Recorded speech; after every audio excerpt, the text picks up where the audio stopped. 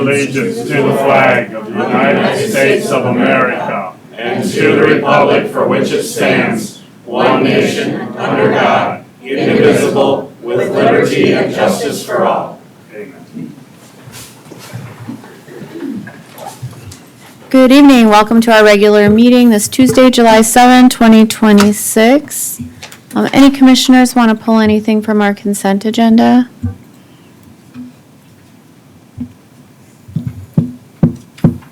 If not, can I get a motion to approve our agenda?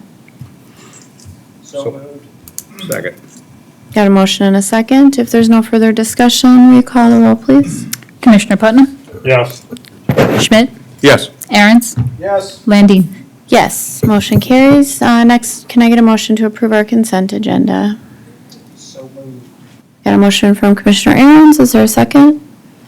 Second. Second from Commissioner Schmidt. If no further discussion, Alicia, will you call the roll? Commissioner Putnam? Yes. Schmidt? Yes. Aaron's? Yes. Landine? Yes, motion carries. Next, we'll move on to our regular business. First thing on our regular business is board discussion and appointment of a commissioner to fill District 2 vacancy. Drew, were you going to present on this initially, or? Sure. How do you want to handle it?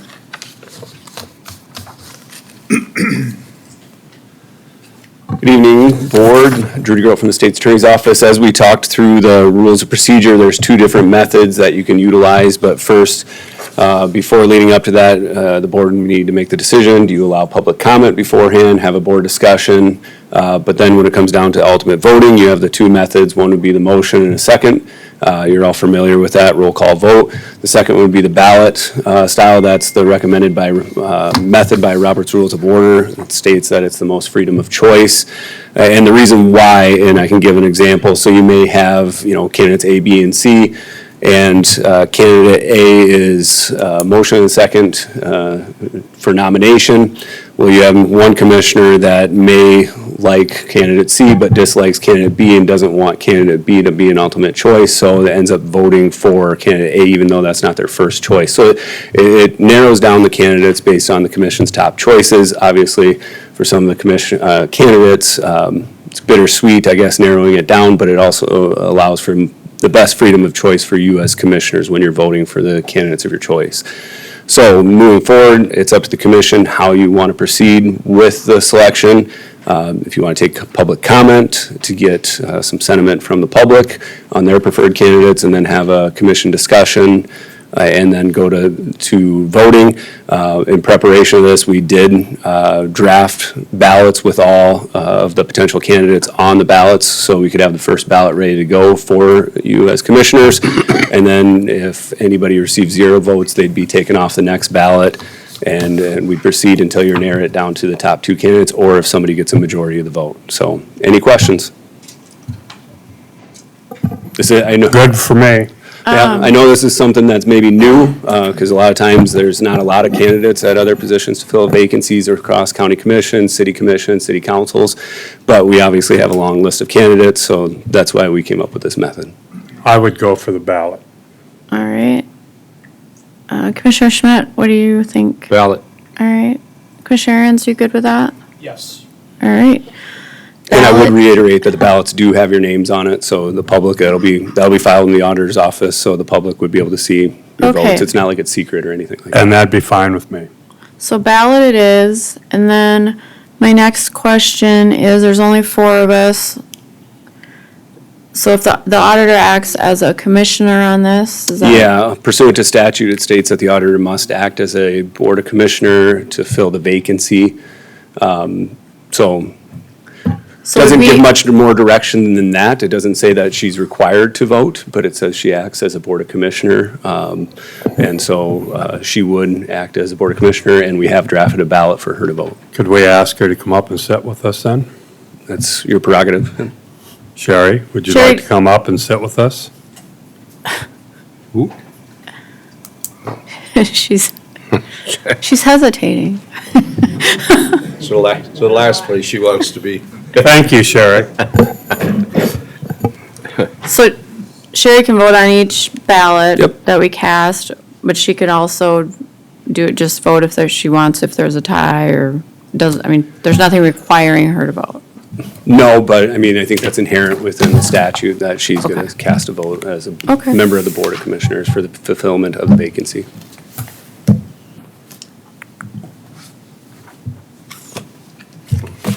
I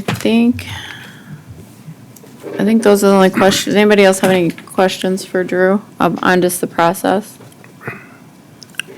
I'm good. All right. Thank you, So Drew. we'll just move forward with that process then. So should we just run through, this is what I'm thinking, and somebody correct me if I'm wrong, if I'm misunderstanding this. We'll have all the candidates on the first ballot, we'll vote, and then see, and if you get a 0, if nobody nominates you, then, or you don't get any votes, then that vote, they'd be done then, is that right? Yep. And then we just keep moving forward. Yep. Okay. So then, I guess I don't need to open nominations or anything, so do we have these ballots? Do you want to do public comment before you do that? Yeah. Yeah, I'm just Let's just wondering, do common. I will, I'm wondering where the ballots are. And Paul, you could quickly put one up on the prompt too, so people know what we're talking about. All right, so we'll do public comment now. We did the interviews last time, so this is, public comment should just be directed at the board as a whole, not really toward any individual candidates that may be in the room. So please remain respectful and, Explain that to me. So this is what Explain one what? of the ballots will look like for everyone in the crowd. This is what the commissioners will have in front of them, has their name, the candidates, and then each one will be public record. Sorry, back to you guys. Okay, we have public comment, but nobody can talk about anybody on the ballot. I did not say that. Okay, that's what I heard. Well, I'll repeat it. There you Go go. For one. So public comment should be directed to the commission.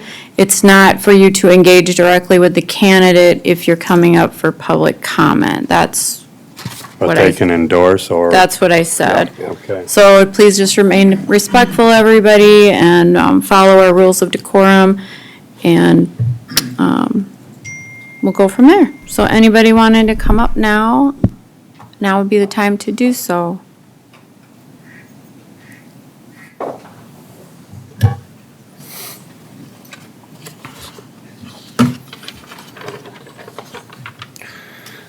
Good evening, Commissioners, Auditor Lund. Thank you, guys. My name is Eric Scott, 47881 287th Street, Canton, South Dakota. I hope that you all received my message that I sent, had a chance to read it. I thank you for those that responded to me and took the time to do that. This is an interesting process that we're in, interesting times. I've spent a great deal of time thinking about this decision. My perspective comes from my own research, my lifelong residency in District 2, my time on the Planning Commission, my time as a supervisor in Highland Township, and the many conversations that I've had with people in District 2, my township, my neighbors, and the communities that represent this district. My time serving on the Planning Commission has given me a deep appreciation and understanding of the comprehensive plan. And knowing that the goals, vision, opportunities in District 2 are drastically different than those in District 1, 3, 4, and 5. And all the more importance then that I believe we need to have someone in this role that understands those differences and can represent the people from District 2 on this commission to see those out. I also believe the appointee should have a solid understanding on the county government, along with the township's role, not only in governance, but in the upkeep of infrastructure and maintenance of our rural roads and bridges. Also, it was a hot topic last week is obviously agriculture. The ag climate in District 2 is drastically different than it was even 5 years ago, for dang sure 10 years ago. As someone who spent their life in agriculture, I can tell you, and if anybody wants to visit about that in the future, I'd be careful if you ask me, because you're going to get a long conversation. And along with that, we have a set of municipalities in District 2 that are drastically different, have a drastically different set of goals, opportunities, and vision than the municipalities in District 1, 3, 4, and 5. So I recognize that finding somebody that understands all of that is of tall task in this short time that we have. Somewhat maybe like finding a unicorn. But I do believe that of the applicants, there are 4, based on my personal conversations, the interaction I've seen with them in this commission, at planning commission, at the township level, and at various other things in the communities, that could hit the ground running and fill this, right? So in no particular order, Sarah Stever, Eric Enebo, Dwayne Carlson, and Linda Montgomery. To the other applicants, I think that they are wonderful people. Some of them I know personally, I've known for a long time. I think that they have been leaders in our community, leaders of their causes, and admirably done that. I think that admittedly, they all said in their interviews last week that when it comes to these issues facing District 2, that there was at least one of them that they would need more time to research and educate themselves on. And what I look forward to is them doing that over the next 2.5 years and staying engaged in those issues and topics in these types of meetings and being candidates in 2028. It takes a lot of courage to do what they've done. And I think that as a county, we should be proud that we have this many people that are willing to step up and serve us in this capacity. And therefore, I want to thank everyone that's been part of this process. I especially want to thank you, the commission, and Chairperson Landine, for keeping this an open process and letting the public be a huge part of it. So, with that, I thank you and good luck on the process. Thank you, Eric. Thank you, Eric.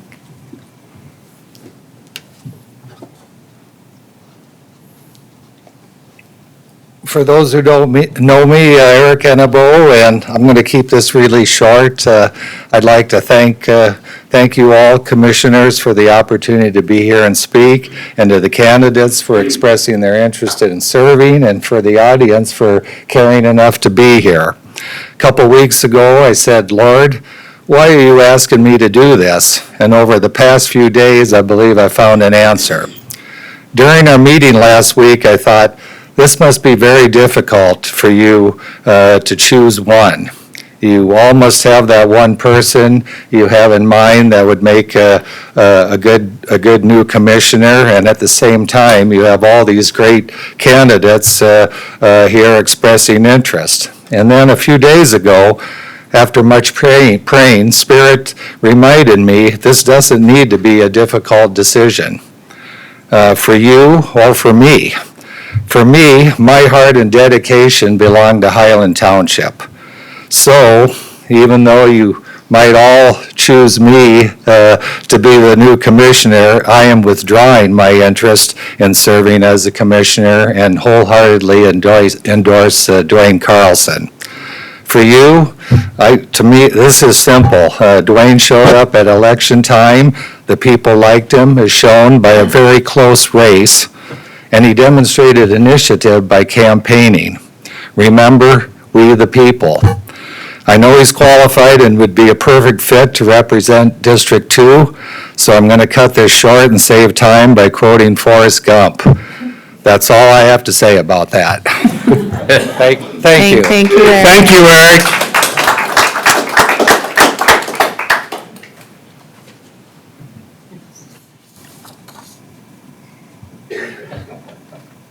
All right, anyone else? Good evening, Commissioners. I almost said good morning. You're throwing me off here having an evening meeting. I'm Representative Carla Lems from 47980 281st Street, Canton. Happy to represent the people that are, most of them in this room, I believe, probably from District 16. And here tonight to speak, obviously, on this topic to all of you. And I do want to thank each and every one of you for your service. At being an elected official myself, I know it's very taxing.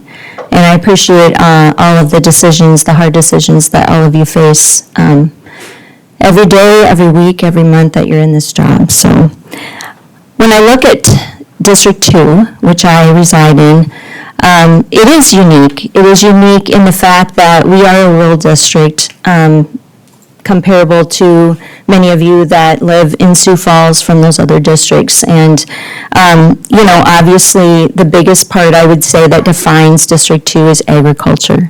Obviously, along with our small towns, that rural infrastructure that we continue to deal with, I do believe that we need a candidate in that position that understands that understands some of the things that our small government systems, our townships.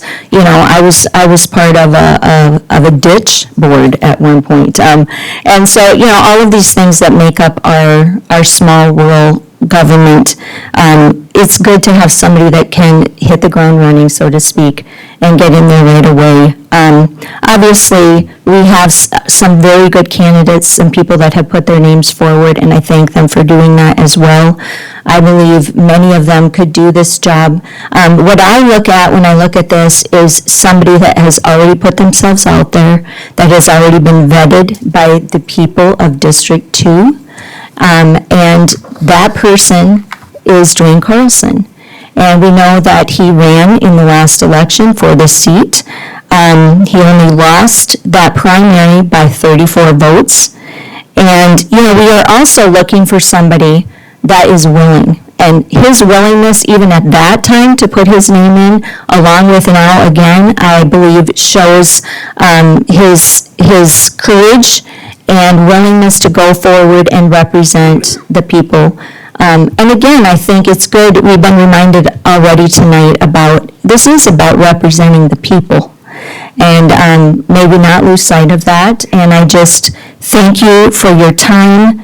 And please give consideration to who will represent the people of District 2. Thank you very much. Thank you. Thank you, Carla. Anybody else want to come up?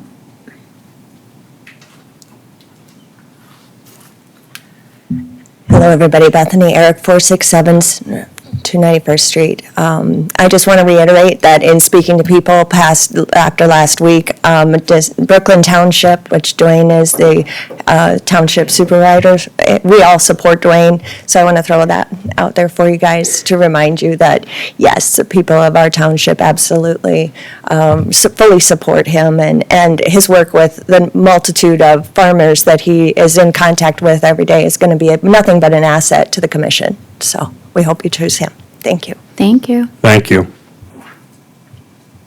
Anybody else?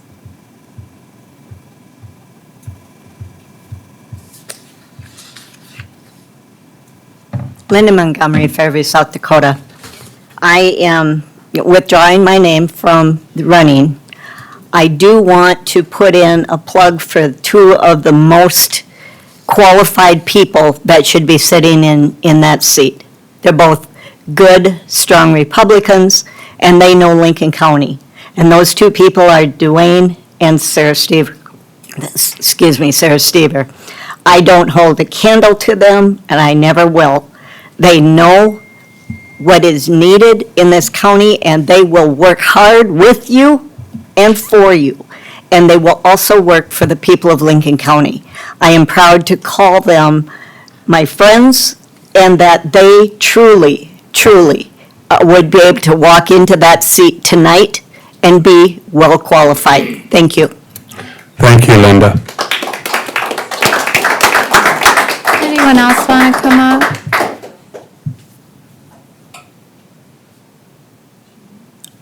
All right, if not, then we will go ahead and fill out our ballots.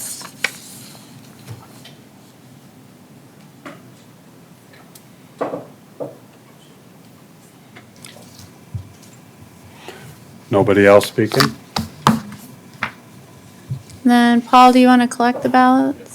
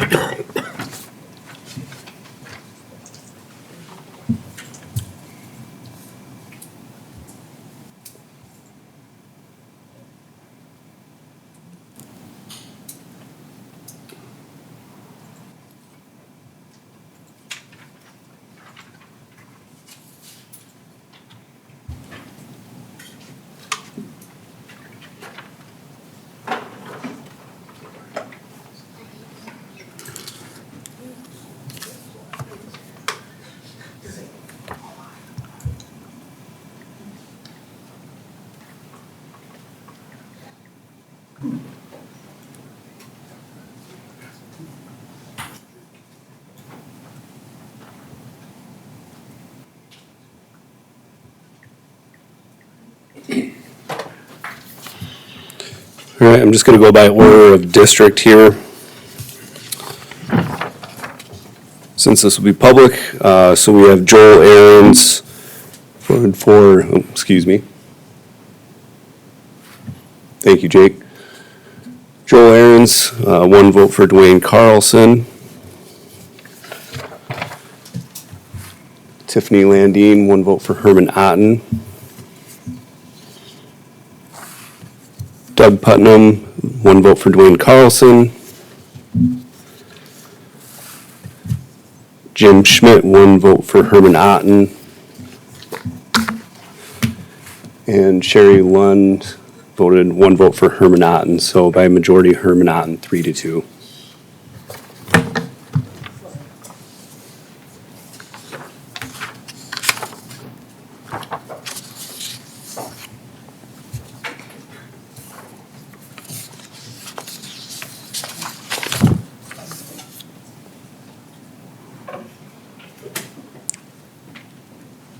So then, Drew, we would need a motion, would we not, to confirm the appointment or not? No, we would not need a motion. That's what you voted on. That's what's recorded. Okay. So can we move right on to swear? Madam Chair, I'd like to make a Yeah, comment. okay, yeah, go ahead. Dwayne, you're a good guy. You're eminently qualified. Maddie, wherever you are, you're qualified. All guys are all qualified. I've had the privilege of sitting up here, and this is probably the toughest vote I've ever had to make, to be very honest with you. And I say that not to justify why I voted for Herman at all.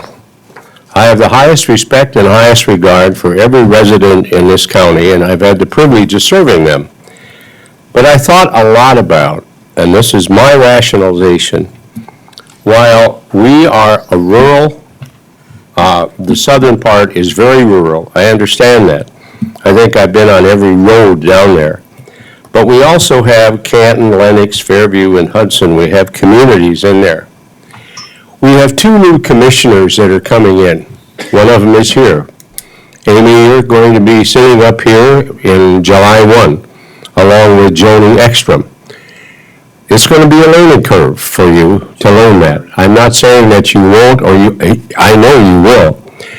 So I looked at a person who has a legislative experience in government, in state, because we have to deal a lot with state government because of resolutions, because of legislation, because of various things that are enacted in Pierre that affect us.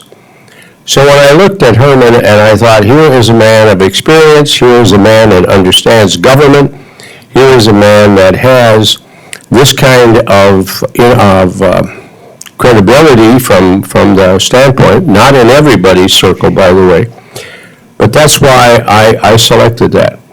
I also want to say that for all of you people that sent me emails, that called me and talked to me, I deeply respect and appreciated all of that. So I hope we can all move on unified and get this commission working together for the next, for the next 6 months, at least for me. and beyond that, because this county has so much to offer, and we've got our challenges, which we're going to be talking about here in a minute.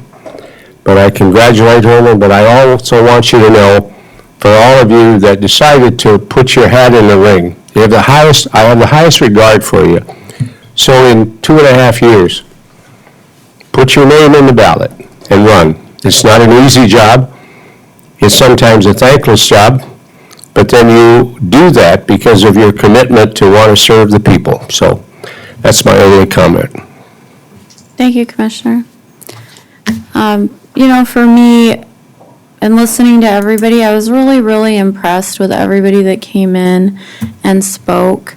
And I guess one of the people that I was actually most impressed by was when Amy got up and talked about Betty. And Betty sent us a letter.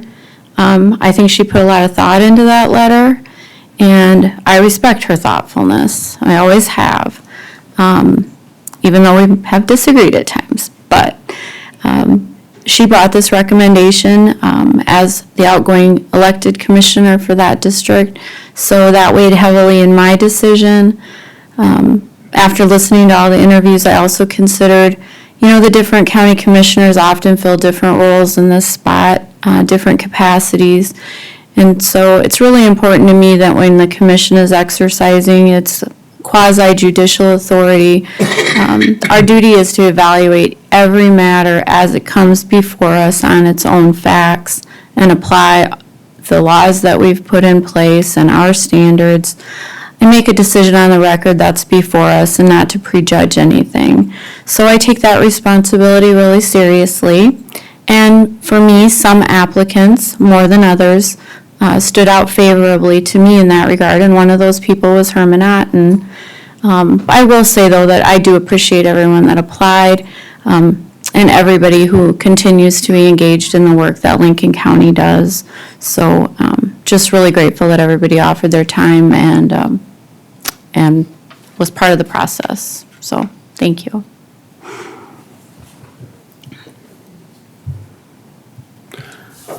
I guess I have one thing to say. I think it's a bad decision, but you guys made it. Herman, I can never forgive you for that Bill 201 that you put out, trying to get rid of all of the, take away everything from the townships. That, to me, was unforgivable. So that's all I have to say. All right, then we are going to continue on, and we've got to be, Herman, are you ready to swear? Judge, are you ready? I'm ready. Okay, and you've got the oath? I do. Okay.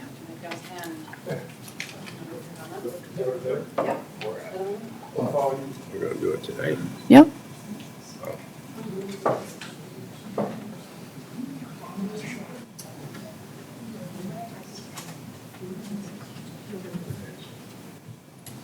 I, Herman Otten, I, Herman Otten, do solemnly swear do solemnly swear that I will support the Constitution that I will support the Constitution of the United States of the United States and the Constitution and the Constitution of the State of South of the Dakota, State of South Dakota, and that I will faithfully and impartially and discharge will faithfully and impartially discharge all the duties all the duties of my office of my office of Lincoln County District Two Commissioner. of Lincoln County District 2 Commissioner.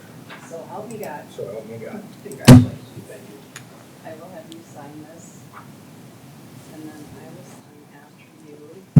This first. And then I'll give this back to Sherry. You're right there. Mine's not much better. Get that, Sherry? Thank you. All right, Herman, you can come on up.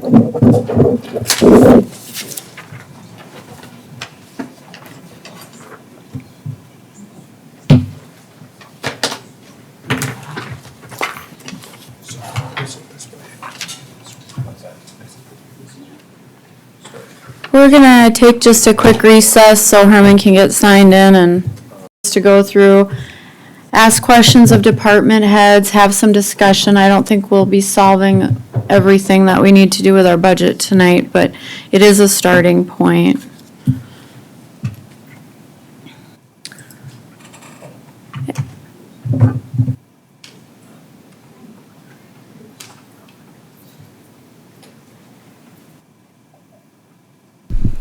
Okay, I can start something. Well, yeah, I, So there are a few items that we found while going through the numbers that we're gonna correct. The senior citizens number has to go to 9411. I'm going to add an insurance line to the commission budget and move the funds for the insurance from the fees and contracts to the insurance line. We're going to add a line in the highway department that will split out their materials from their projects. IT is going to have an increase in their software. The number is going to go up to 607,600. And then the 43500 or 5,000 is going to go up to 320,000. And then again, there's just a few payroll personnel items that I came across that were wrong, like the sheriff didn't have any health insurance, so he almost had a mutiny. No.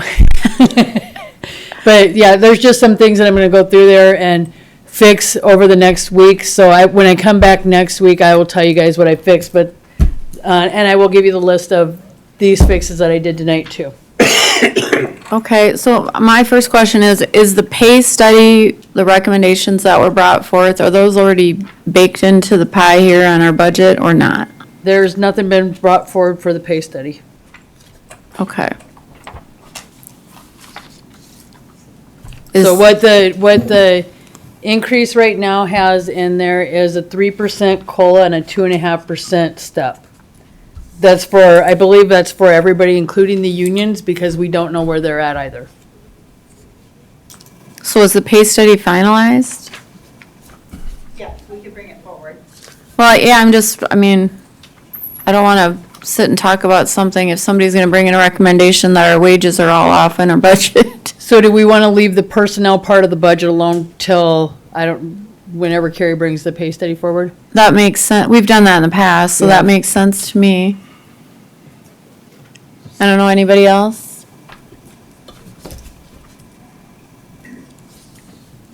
Want to handle it differently? I'm comfortable. We've always done it that way. That makes more sense. Okay.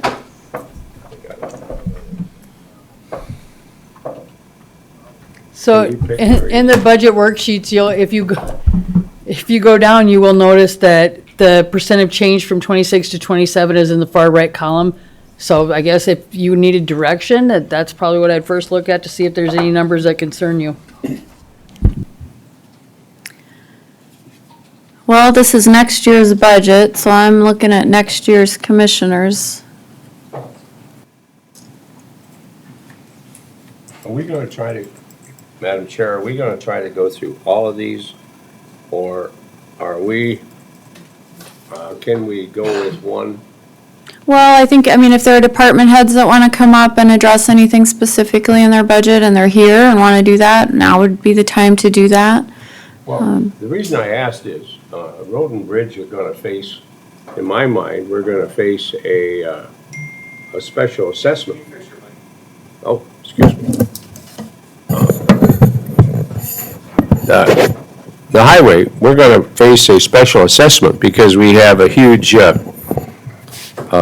cost in here, in our budget. And I thought it would be good if we could take enough time to explain that particular budget and have Terry and come up and talk about. It shows here that we have an $8.3 million cost on road maintenance. Well, in talking to Terry, we really don't have all of that. They're going to pull some out. And I wanted him to come up and or Jared to come up and kind of explain that a little bit. And then so we could talk to the public about why it's necessary for us to put this levy on. So, and I just didn't mean to jump ahead, but I mean, that's pretty important because that's going to raise taxes on some individuals. So, Well, why do we need a levy? What Explain page- that. what page is we're your- going to try to do that in a little Yeah. bit right We now. don't need a levy. What page is your highway on? 39. Thank you. What page is that? 39. 39. So Jared or Terry, are you here? Terry, I don't mean to put you on the spot, Terry, but we might as well get this thing out in the open and talk about it.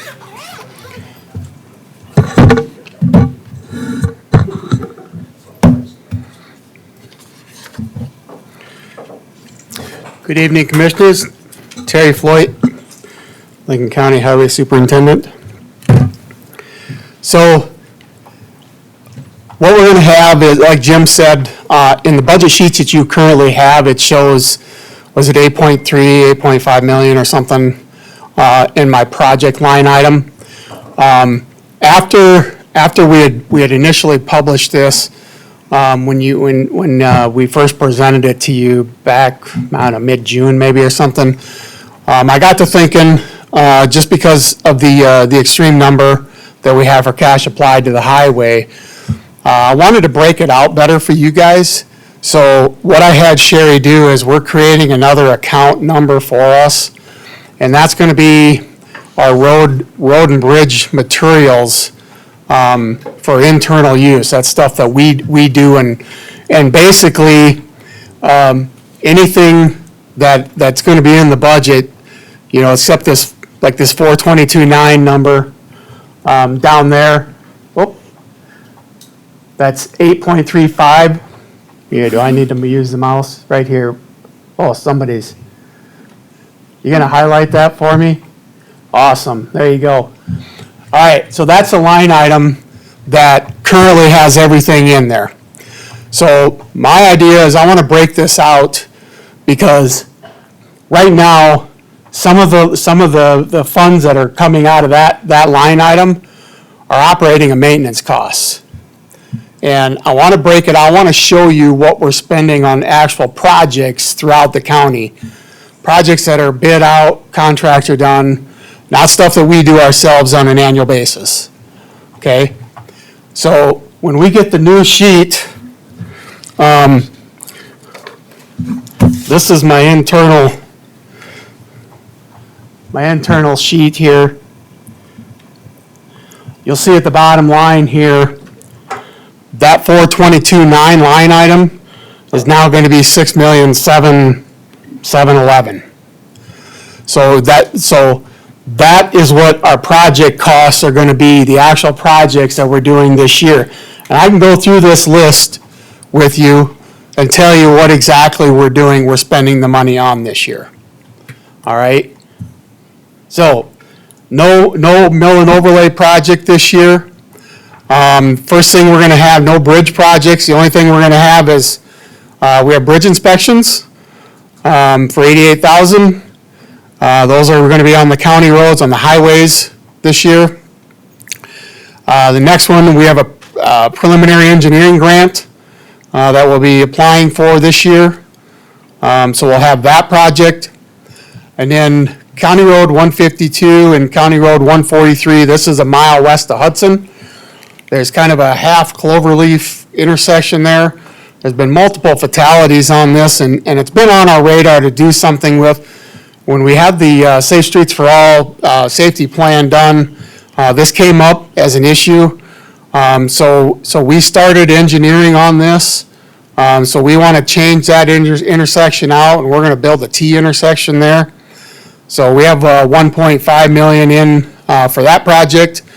And then something new that came up that we did not know about last year, although I did have it in my 5-year plan, I had it in year 2030, was an intersection project at Western and County Road 106. Now, as we progressed on this, you'll see it's going to be a roundabout. It's going to be a cost share with Harrisburg and the city of Sioux Falls. Sioux Falls is going to take 40% of this, Harrisburg 20%, and then we will have 40% of this, the cost on this. And currently, we're working on an agreement to do this project together, so we're all in this together. The entities, all of us, have verbally agreed to the cost share amounts. And this is an intersection that really needs to happen. If you go up there anytime during peak hours, you'll understand why. One of the things that really brought this to the forefront and discussions I've been having with Sioux Falls, is in 28, 29 is when they're scheduled to do the last segment of Veterans, South Veterans, starting at Western, going to I-29. They want this intersection complete before they start that. That's why we're fast tracking this thing to do it next year. Because when they start going on Louise Avenue, that's going to be closed, and they want to have something open for the public to use other than Louise to get up to Sioux Falls. Resealing, we don't have any of that this year or next year. We do have 15 miles, 16 miles of microsurfacing in there. We got 2 miles of base stabilization that we're going to be doing. We got culvert linings on there for 86,000 there. Striping, typically we do 120 to 170 miles a year. We alternate sections of road on that. That's 170,000. We do get about $20,000 from the state back. That's part of it comes in with our STIP money that we get. And then miscellaneous engineering costs for 327. Typically, these are costs, if we have stuff come up, we need to do a PE study or a H&H on some culverts or something that need to be replaced. We usually will dig it out of this fund. Most of the time, my bigger projects, I figured the engineering costs in there with them, but sometimes those costs get to be a little higher. So again, this is added for that as well. The next line item is a master transportation plan. Last time we completed that was in 2019.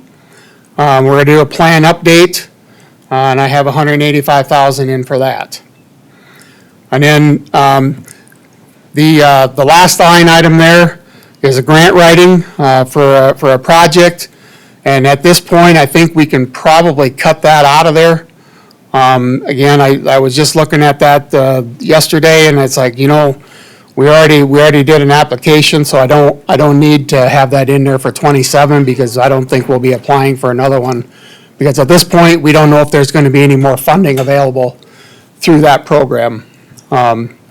So, and then it comes down to the number, the $6,711,000. Question.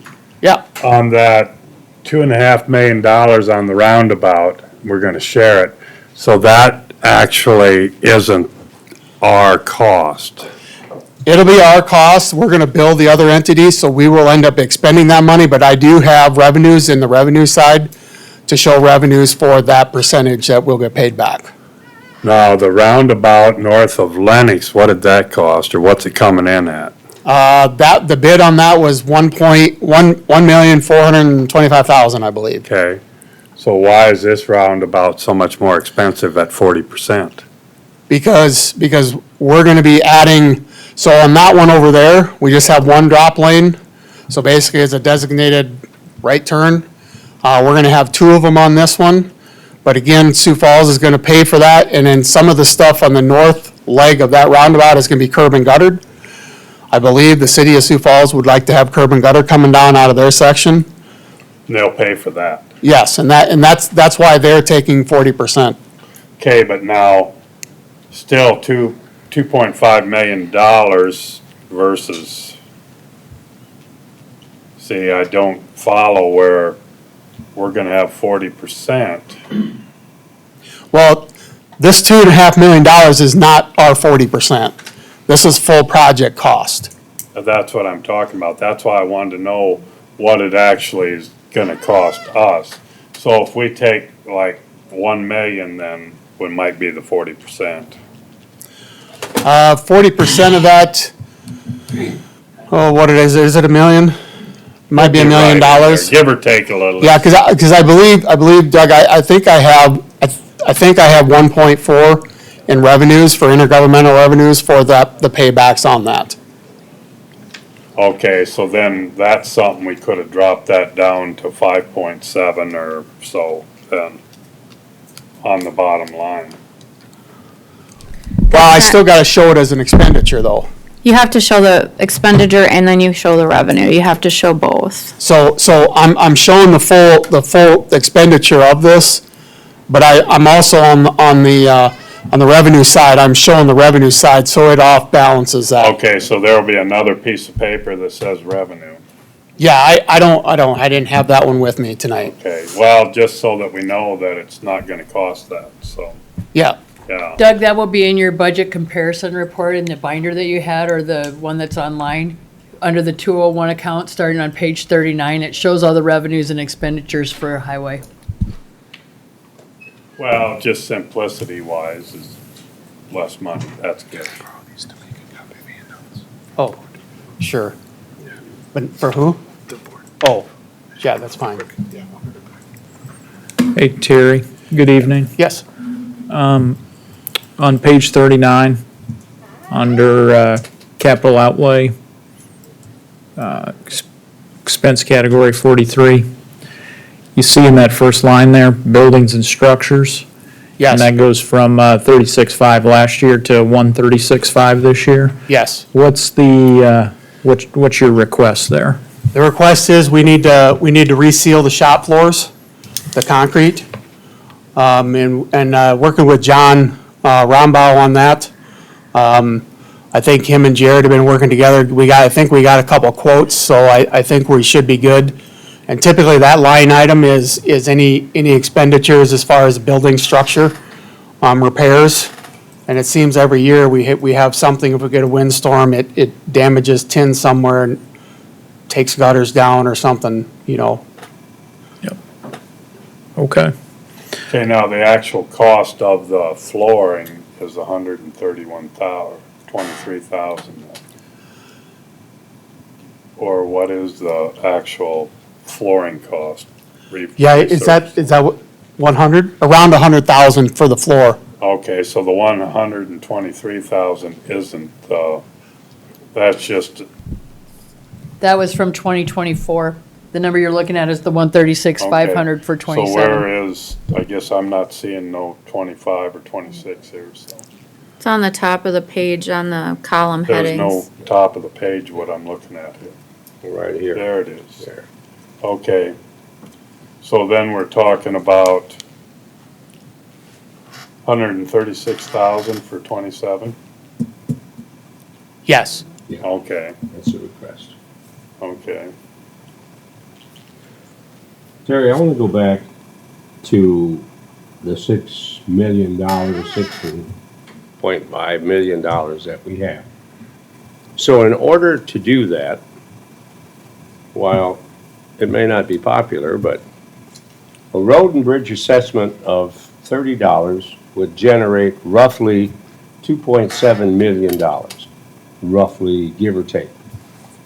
So everybody wants to know, well, what's that going to impact my taxes? So on a $300,000 house, it's about $90, or about $7 a month, I figure.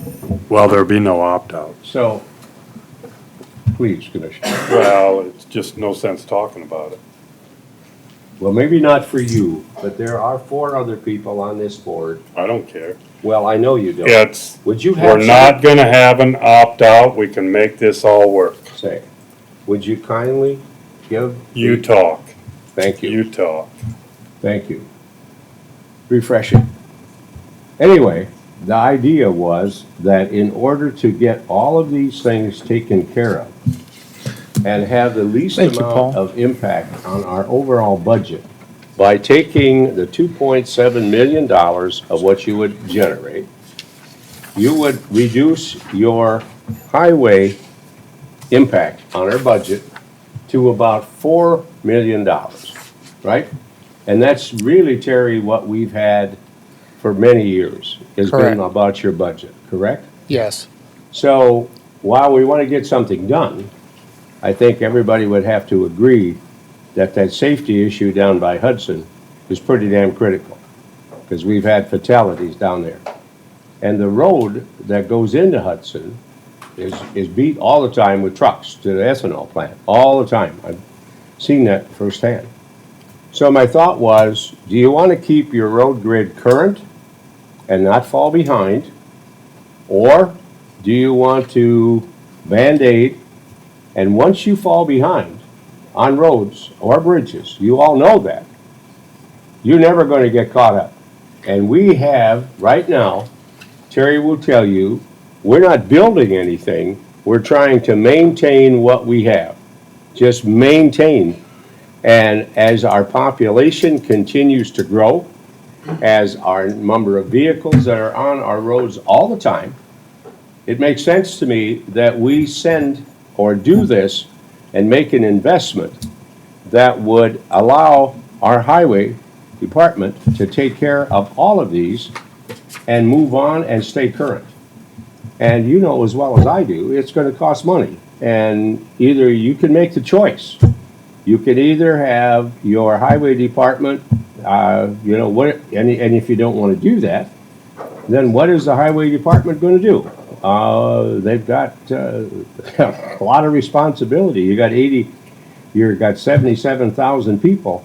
Not all of them live in the county that would use the roads, but you still got to get out in the wintertime. You got to plow snow. You still got to have this. And how many does anybody want to plow or turn a gravel or a hardtop road back to gravel? I don't think we want to go backwards in our county. So I am proposing this. You can vote it down. You can do whatever you want. I'm just saying, I think it's a good investment. It's smart business to stay current. And if we can do that on a minimal impact, and like I say, $7 a month, it really isn't too damn onerous to me, because you can't even buy a good burger for that anymore. But I mean, it's a way to stay current and keep our county growing and keep our county attractive to future growth. So, you got any other things, Terry, this was our pitch? What I will say is, what we do with the funding we get, we are maintaining what we have. I know we have some new commissioners on here, but back in 2019, when we completed the master transportation plan, we had a road assessment done on all of our roads.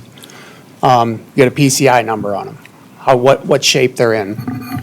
And it was their recommendation that we spend $3.2 million, this is 2019 numbers, $3.2 million just on preservation of the asphalt roads that we have.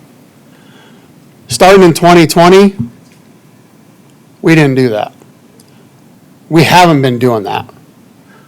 We're just trying to maintain with the monies that we're getting without trying to request all these extra funds to do more than what we need to do. I mean, we should be chip sealing roads, resealing roads every 5 years, 7 years. But we don't have the money because there's other needs that we need to take care of. You know, so like I said, to me, I'm not going to go one way or another on an opt-out. I'm just requesting the revenues, the money to do these projects, what I see needs to be done. And I will say with this year's project, with the roundabout over north of Lenox, and now next year with the roundabout up there at Western, the intersection down by Hudson, these are the first times we're really spending any kind of money where we are making improvements to the infrastructure that we have. We're making some big improvements, and some of these are for safety, and I think that's critical, but in doing so, we're cutting out other projects that we had planned just so we could do these. Say, Terry, again, Yeah. could you go through that Hudson deal with me as far as what you guys planned on doing there? The Hudson, You were the gonna- intersection? Yeah. No, so I don't, can you bring up the parcel browser to show us that intersection, Jake? Oh, I don't need to see it, I just Well, want to know. I just want everybody to see what it is. Okay. Because it's kind of like a half cloverleaf thing. Yeah. It's got curves and it's really kind of a mess. It's a dangerous intersection. I've been there, I know what it is, but I was just saying, what was the plan to correct it? We're making a T intersection out of it. Okay, We're taking the two curves. yeah, We're taking them out. and We're just gonna- have bringing one. them straight Yeah. in. And then we're, What was the cost of that? 1.5. Okay. I didn't catch all that.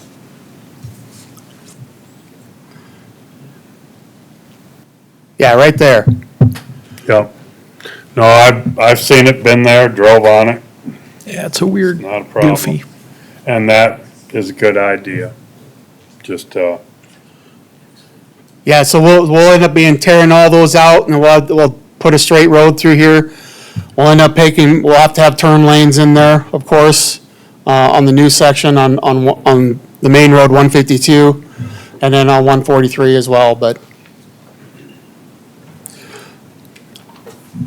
Any other questions? Terry, just some big picture stuff here. So in comparison, last year, and please correct me if I'm wrong, I'm just trying to get my head around this. Your budget was 6.1 million, and this year, your proposal is the 6.4, correct? Am I looking at that right? You're talking about cash transfer only? Well, that's why I want you to correct me. I want to make sure I'm looking at this correctly. Or let me ask you differently so it's less confusing. What was your budget what was your total end budget last year, and what is it this year? Well, last year, I think we were 12 and a half. But again, last year in 2025, we had those 3 preservation projects, which we had big grants for all of them. And the overall number, the cost estimate on that was like 5.3 million. But when the bids came in, the project was like 3.4. The bids came in really well on that. Yeah. So we didn't need a lot of the money, and 80% of that 3.4 million was paid back from the grants we'd received for all 3 of those structures. Now this year, what was this list? This year, we're showing a $10 million in the 422.9 line item. You'll see that. It's kind of right in the middle of the page. Yeah, I'm seeing it. Okay. So this year, we have quite a few expenditures, but again, we got the roundabout we're doing. We had microsurface project this year. We had some FDR work that we did. We have a bridge replacement that's happening, that's occurring. And this year's big project, we're still waiting for it to occur, is the Lake Alvin project to replace those pipe. We're hoping to go to bid on that yet this year, and they can get a lot of that done this year, so I can get that money expended out of this year's budget.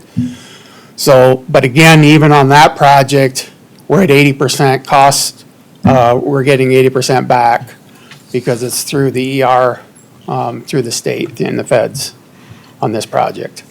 What's the overall increase to your department then, year over year here? From this year's budget to next year, Yeah. I think right there it shows it's 16% less. Does On that- that Just on that line item. Yeah, overall,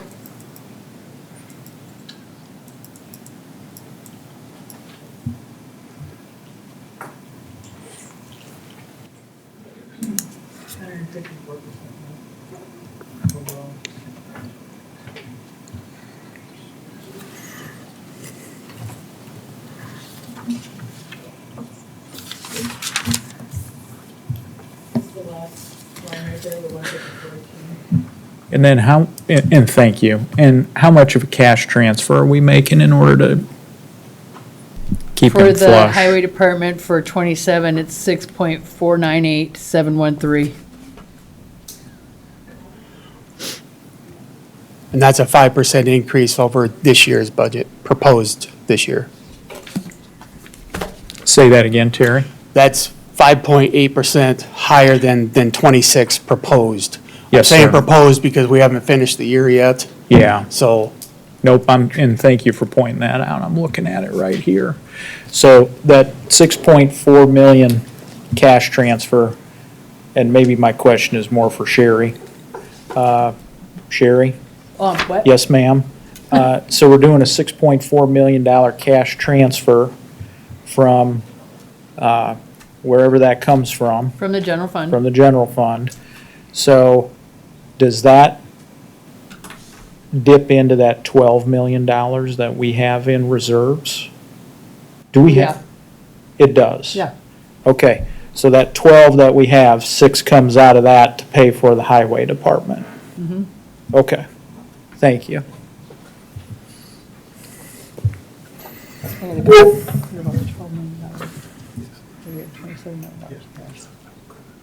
I think, but can you just clarify where you got the $12 million from? Well, did I look at the budget correctly where it said we got $12 million in? If I'm wrong, tell me. No, I know, I'm just, where did you see it at? Was it on the means of finance? Because currently our cash balance is, in the general fund is 27 million. Okay, well, that makes Was me it off even of our happier. previous presentation? I think, Sherry, I'm gonna be honest with you, I don't know where I got that number from, other than looking at that one. Maybe it was that AI generated document thing that we had at first, you remember that? I don't know, I could be making this up. Wasn't necessarily. The point is, I think Yeah. what you're talking about is that's where our funding balance was gonna be ending. I Okay. think what Michelle did is she looked at it and said, when all this happens, we're gonna have $12 million ending. So it's not coming out of a $12 million, it would have been included in. 12 million is the bottom line Yeah. after we take everything out of it for the Terrys and for the Johns and the Carries and everybody else. Yes. And that Now, again. is that for as- 27? And that again always is if everything happens the way it's supposed to happen. But we seem to get funding that we aren't anticipating. So it's usually, it doesn't happen exactly the way the budget is. Yeah, if you're that gonna makes get a sense. grant and it may come Yeah. through in the middle of the Yeah. year. And Yep. it's gotta go back into the reserves to Yep. replenish that, et cetera. Yep. Yeah. Okay. Terry, on that intersection, that Hudson intersection, is that, so that was part of the Safer Streets for All study, right? Yes, And that was that's a their- project on there, yes. So are they funding grants because we did that project and it was recommended, or how's that looking? We bundled some projects together. We bundled 5 different intersections. We applied for a grant. They won't know until December. Okay, I just heard from Federal Highway today, and they're thinking it's gonna be December before they even make a decision on it. But just talking with other entities, I know that several entities have applied, so, and I also heard that the funds in that Safe Streets for All fund are dwindling down pretty quick, and there may not be much there, so I think our request was, with our 5 projects, I think we're around $6 million, $6.5 million request for the 5 projects, I think. So, And Terry, can you remind me, did the Safer Streets for All, did that adjust your 5-year plan? You know, like, for example, you had your 5-year plan published, Safer Streets comes in and they just undo it all. no, so typically, my 5-year plan is the 5-year plan that I work up for the big program, for the state. Okay. And we really only have to put only bridge projects in there, but I want everyone to see that these are the projects that we have planned out for the county for the next 5 years. This is what we're anticipating doing. Yeah. So, and we're gonna start that process in about a month. Okay. We're gonna start building for the next 5 years.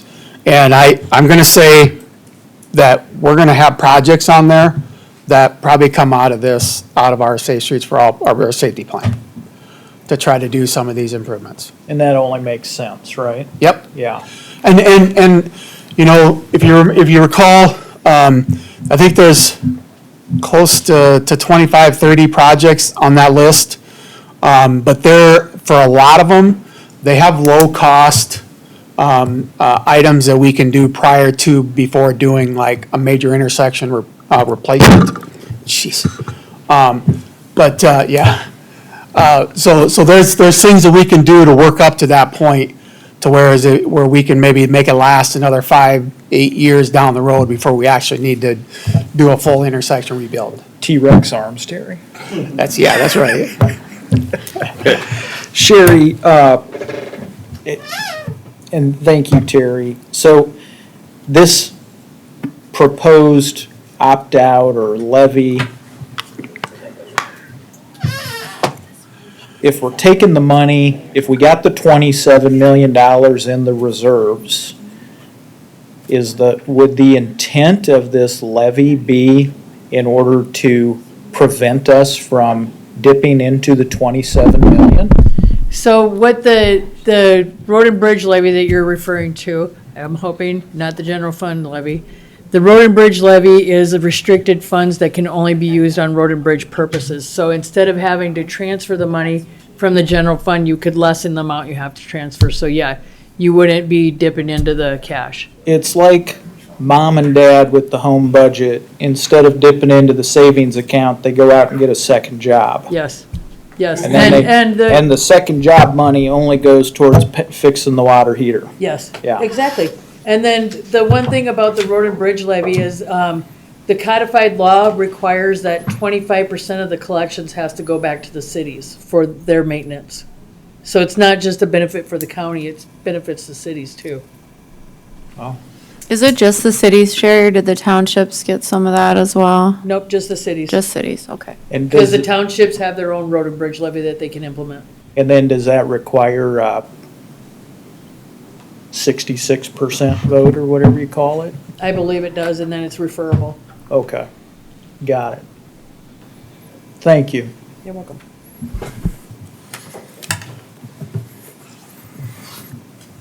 Just as reference, I don't know if I need to bring this up, but I think we passed one in 21 or 22.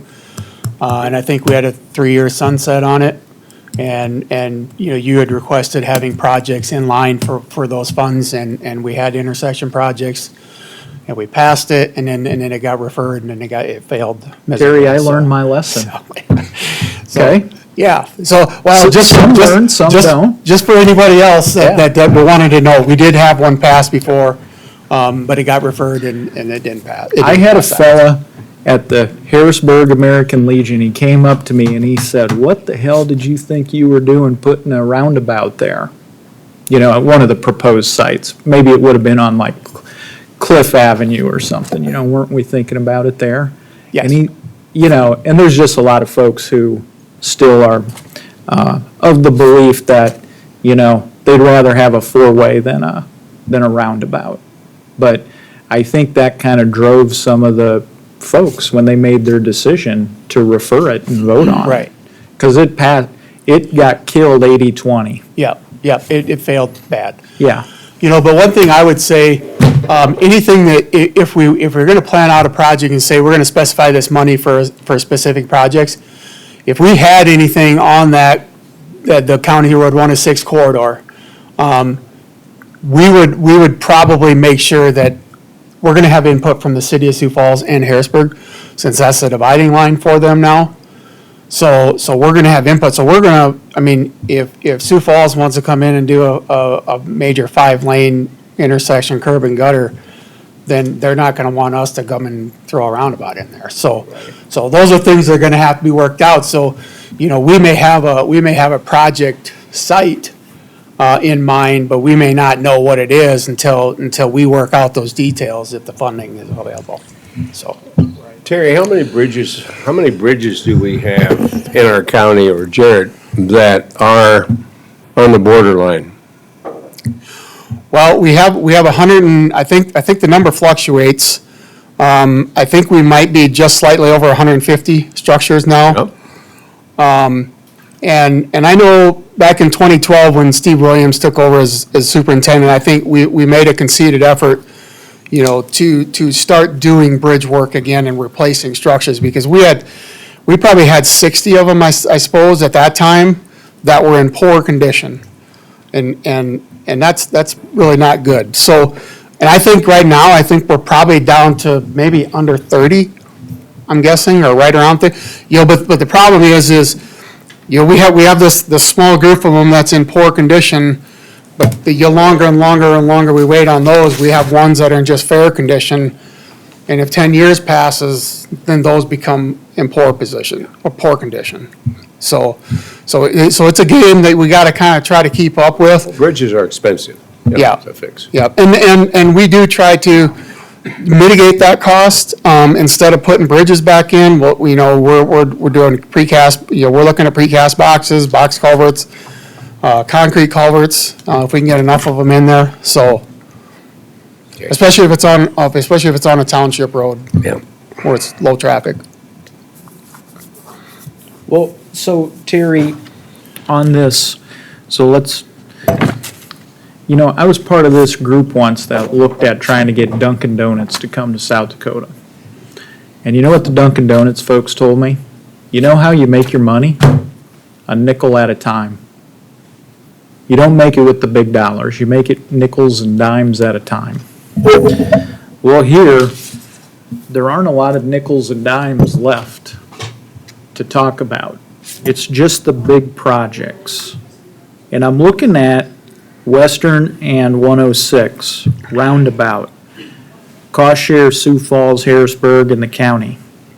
Now, have Sioux Falls and Harrisburg, have you collaborated with them on this already? Yes. And they're all for that? Well, of Yes. course they're for it. Yes. Yeah, and that's where we had a meeting with the three of us, the three entities, and that's a cost share amount that we all agreed to. Again, Sioux Falls is willing to pay more because they want, on their north leg, they're gonna have more, it's gonna be a little, they're gonna have drop lanes on both of their legs. Because Western Avenue coming down is a 4-lane. So basically on westbound, on 106, making a right turn, you're gonna just be able to take a designated lane and just keep on going. Or if you're on Western, southbound, right turn going west, you'll be able to just come down and you'll just veer off and go. You won't even have to enter the circle. So if I understand this correctly, then, the thought process or the mentality insofar as it relates to, you know, Sioux Falls and Lincoln County coming together, we are moving away from four-ways and signalized intersections and moving to the roundabout concept? Not necessarily the roundabout concept, but anytime and for example, just on this intersection, this specific intersection, we had a traffic study done, and they pegged out multiple types of intersection, whether it's all-way stop with turn lanes, you know, different signals, roundabout, and then you look at all the numbers, and you estimate the numbers out, what counts are gonna be for the future. And you're looking out 35 years, 40 years. And basically what you're shooting for is you're shooting for a level of service that's acceptable Yeah. to have delays. And 90% of the time, when you throw a roundabout in that equation, it goes out to 2050, you know, for 30, 35 years, and it's A or B. And for it's service. cheaper compared they're to the cheaper than- signalized. Yeah, yep. You know, over lifetime service, and then also, you know, according to the DO, they're safer. Yeah. Right. Yes, yeah, and they have a safety aspect to them because there won't be any head-on. It's just gonna be side to side. But at this 106, we're starting to taper traffic down though, right? I mean, these roundabouts are intended to go from what? Is it just gonna maintain a 2-lane, or does it go from 4 to 2, or I mean? Right, anything on 106, currently, we don't have any plans to add a 3rd lane or a 4th lane. Yeah. Just because we don't have the funding for it. And if we get to a time where that is needed, again, that's gonna be a cost share between Sioux Falls and Harrisburg. And my guess is Sioux Falls maybe sooner may want that than Harrisburg. Because it's gonna be a while maybe before Harrisburg gets up, especially you get, maybe you get east of Cliff Avenue type thing. But there are a couple developments currently that the city of Harrisburg has on the south side, and that's between Western and Louise Avenue. they're gonna have to put turn lanes in because they're getting access from us. Yeah, I'd assume from the collaboration you did, Harrisburg is saying they've got their 20% to contribute? Yes. They are verbally committed to do this, yes.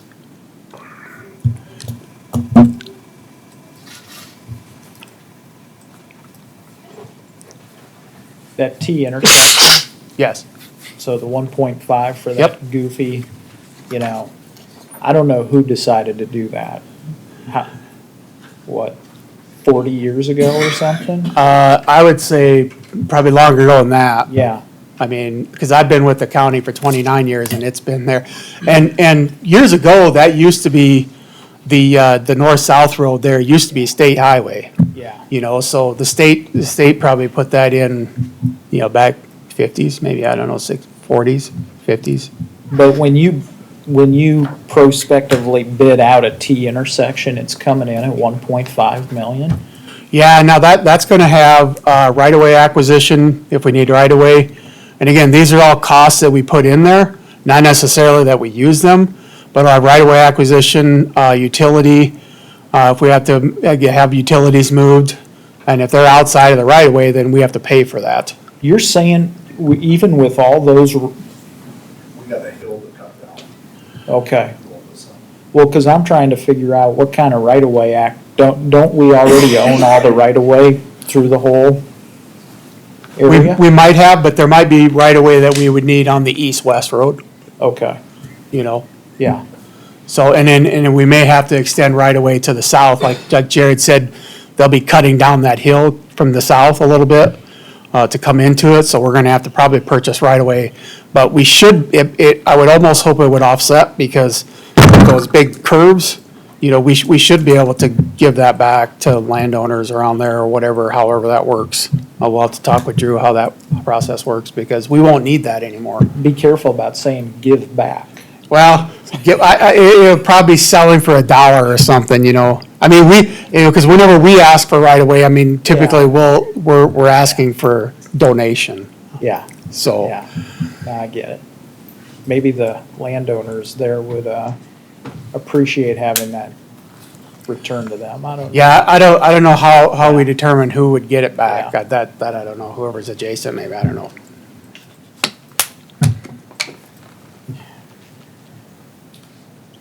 Sherry, if we're going to, we have until the next meeting, correct? If this was to be voted on? You have until July 15th Yeah. to make an opt-out. Okay. Or a levy? Because you always told me it was a levy. It's not a levy or an opt-out. It's a road and bridge opt-out, and it's a general fund opt-out. I was just following your orders, that's all. I'll just tell you, Commissioner, and I won't build up any suspense here, we'll just cut through it. Similar to Commissioner Putnam, I won't be supporting any opt-out.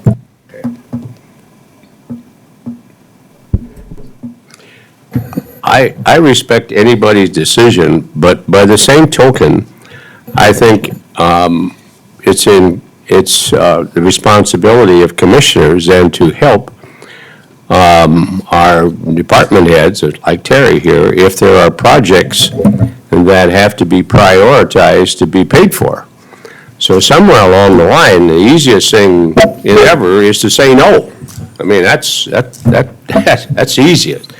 But when you really get down to the final thing, what projects are you going to prioritize? And when you come to this budget situation, and you have a project at Hudson, well, is that important? Is the road that goes into Hudson, is that important? Is this roundabout?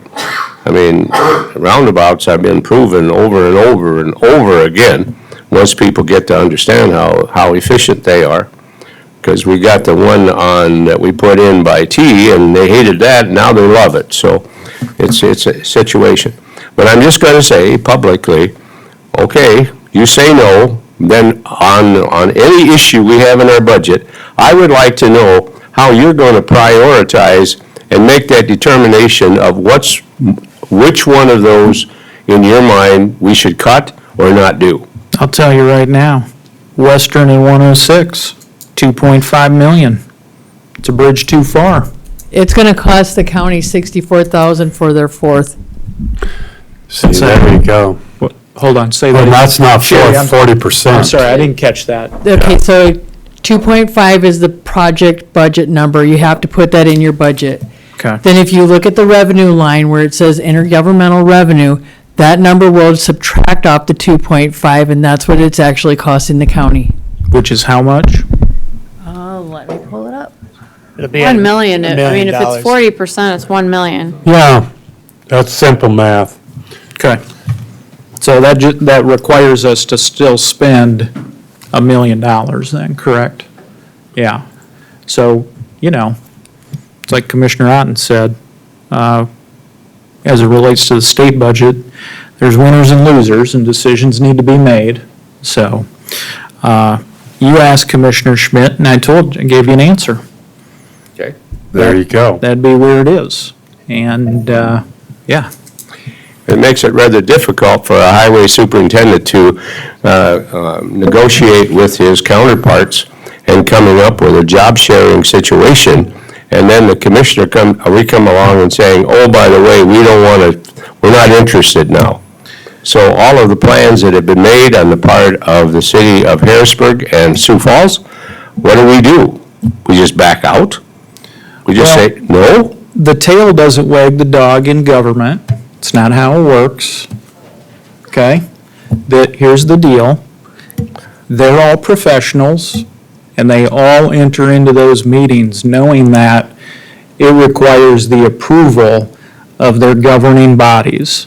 So don't make this sound like they're unprofessional, or they don't know what they're doing, or it's hard to negotiate. No one ever said that. You're just saying it's hard for them to know For them to if do to what? get anything done. What are we gonna do with that $15 million on the 85th Street Bridge?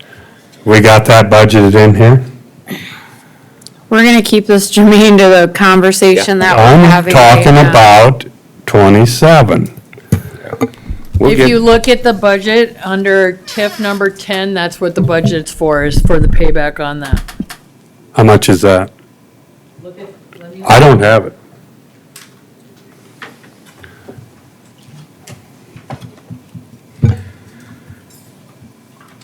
Is there, Terry, I don't know if there's any more questions, Terry. I don't have any expenditures budgeted for TIF number 10 because it's not in repayment yet.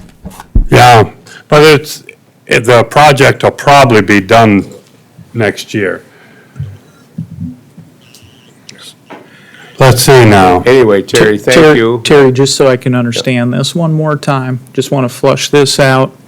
The project is, the overall total project, talking about Western 106, proposed.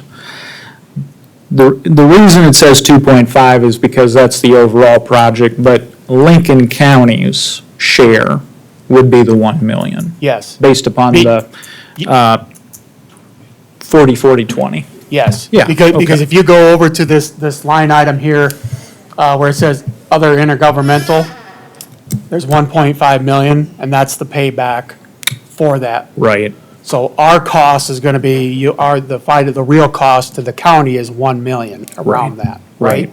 Understood. So- Thank you. So, Now, how much different is that roundabout gonna be than the one north of Lennox? Be the same thing, wouldn't it? I think it's in a tighter situation.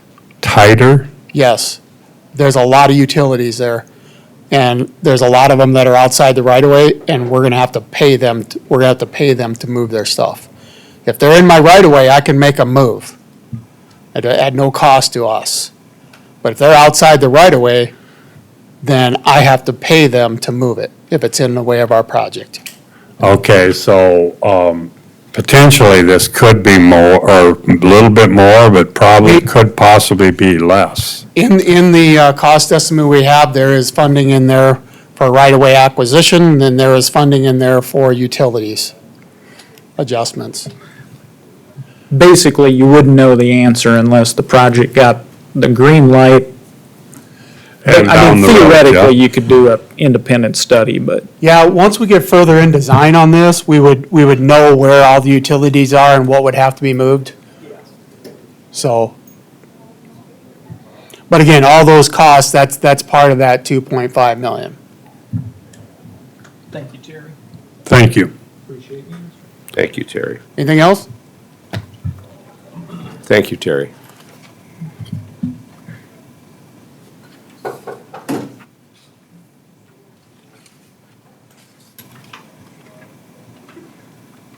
All right, any department heads here that want to come and bring anything up on their budget requests?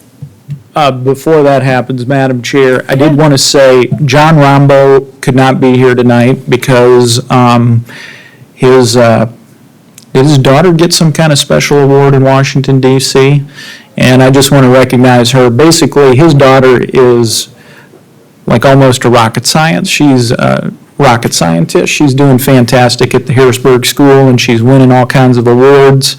And so John and his wife are running around the country, for good reason. So that's the reason John couldn't be here tonight. And, but I did want to talk to his budget, because John and I sat down last week and talked about his budget. And basically what I discovered, John called me up, said, "Hey, did you know that $2 million got inserted into the budget?" And I said, "No, how did that happen?" And he said, "The Budget Committee decided to stick $2 million line item in there. The Budget Committee didn't call me, didn't ask me. Thanks, Budget Committee." Wait a minute. That's not what happened. Well, the So you're budget, I'm just that saying I what he did it told me. Without talking to John about it? No, I'm saying without talking to me about it. Okay, well, it's his budget, so he was to present it to you. I know, and he and I Okay, got well- that figured out. But part of what we talked about is that maybe before that happens in terms of a process, is, just talk to the commissioners. So I'm sure we can straighten that out moving forward. That's not a criticism, that's an observation. And, but the $2 million was, that idea sprung forth from the Budget Committee. Not from myself, not from John, but apparently it's to do something to the old courthouse. What page is that on? Now, it's I don't know. I don't There's think no that's page. true. Can I This is explain just how what the I'm- conver- Yeah, that's Yeah. not even true. I would like to tell you how the But- conversation went. We were sitting Yeah. there talking, and he said, "I need to put some money in there for the courthouse." I said, "You have to put some money in there so that the commission makes a decision on what to do and that you have the money budgeted." Sherry, didn't that money get assigned? There is assigned money. Because you had to there is assign assigned money? for buildings. Yes. But to say that anything that, except we were putting it in there, you can cut it out. You can absolutely cut it out, Yes. but it needs to, needs to be a decision made, and that's why the money was put in there. Yeah, basically, it was a forcing function to raise the issue to the commission, and that's why I'm talking about it here tonight. So basically, it is true that somebody stuck it in there and somebody assigned it, and that's what we're here to talk about tonight. That brings up the issue of, in a tight budgetary year, what is the $2 million going to be spent for? Why is it $2 million? Who came up with the number $2 I was million? told that it was either to tear that courthouse down or fix it. That's a, Who yeah. who told you that? Do you know? I don't know. I was just told that. And it don't matter. 2 million's 2 millions. The courthouse, don't matter. I think that's the point, is who put it there? Why was it put there? Why is it 2 million? Can anybody here answer that question? I guess John would be the only one to actually know then. So we'll just wait for him to come The back. budget committee sat and talked to John and said, "What are you going to do about the old courthouse? You need to put something in your budget. If you put $2 million in the budget, you can either renovate it, tear it down, whatever you need to do." And he said, "I want to put the money in there so that it's there, so that if we do decide to do something, we don't have to come in and supplement it. Because these are all preliminary numbers and you guys decide what you do." John's ask was $2 million to do something with the building. But he was prompted by the committee, right? Because He it was a didn't- good idea to put money Yeah. in there so that it's a placeholder. Yeah, he didn't go to the committee, just so we're clear. The committee went to him, right? Did the committee go to him, or did he go to the committee? So the committee sat down and talked to like 4 or 5 different departments that they had questions over their budgets. We had John come in, we talked about it, we said, what are you gonna do about budgeting for the courthouse? He said, I don't know, what should I do? I said, put it in there and then talk to your commissioner liaison about doing it. Okay. And he said that you wanted to have it in a public comment, so there it is. So you gave the idea to him? The budget committee discussed it. The budget committee is Toby, Paul, Jim Schmidt, myself, and Michelle Burkhart. We had a discussion sitting there talking about it.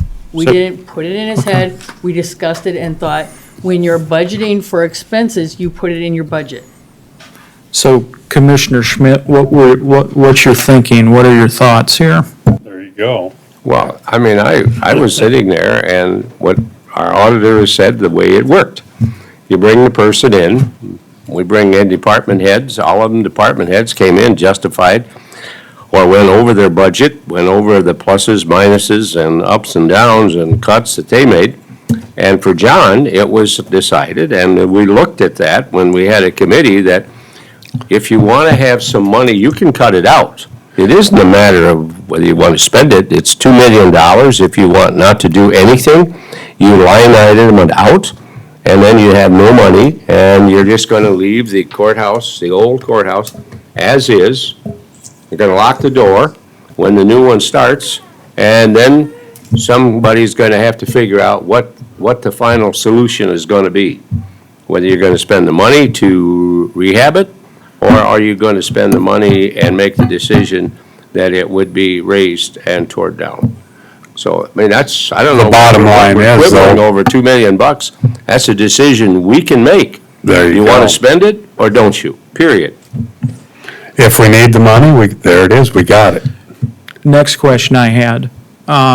There was some discussion, or what I was briefed on, and I want to confirm or deny this, is that that $2 million line item comes from some form of restricted funds or some form of monies that can only be spent a certain way. Is there any truth or falsity to that? So back in 2021 or 22, you guys restricted money for building purposes. You also restricted money for highway purposes. So there are restricted money.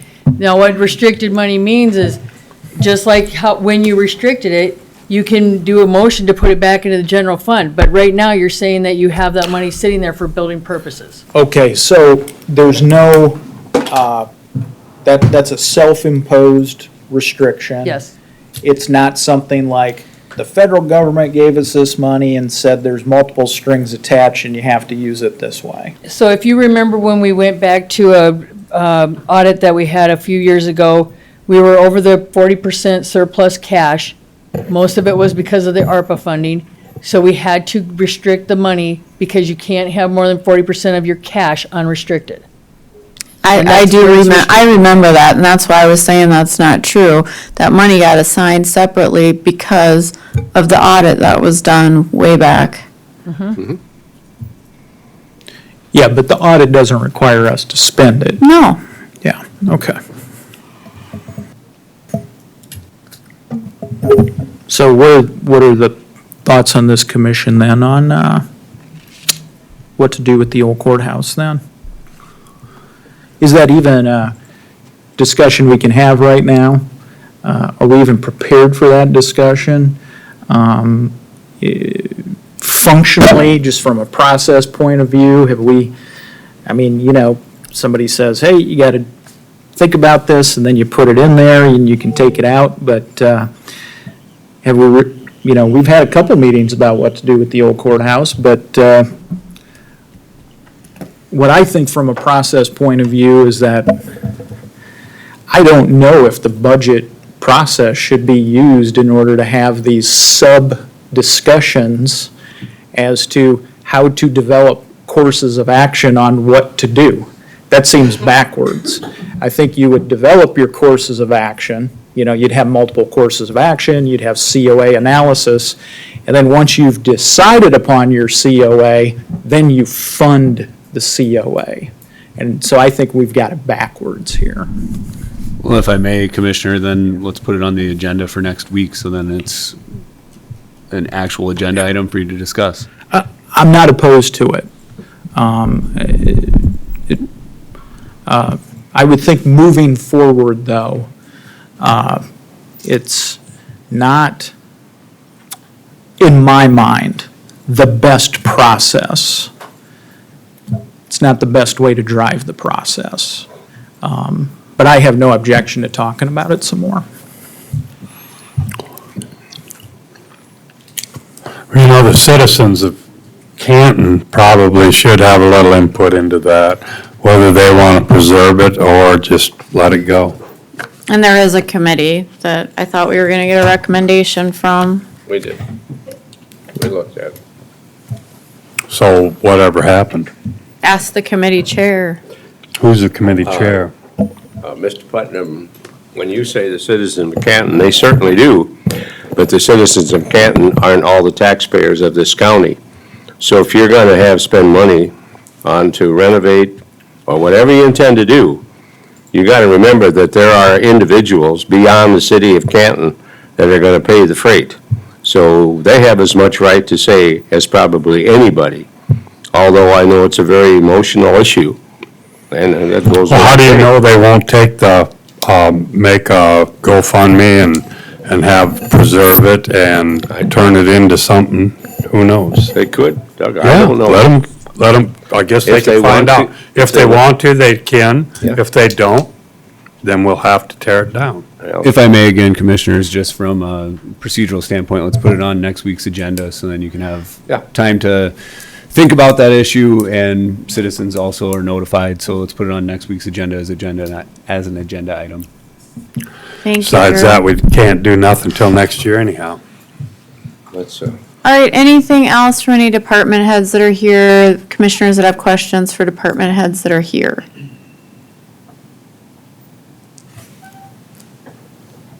I got a question for our register of deeds. Okay.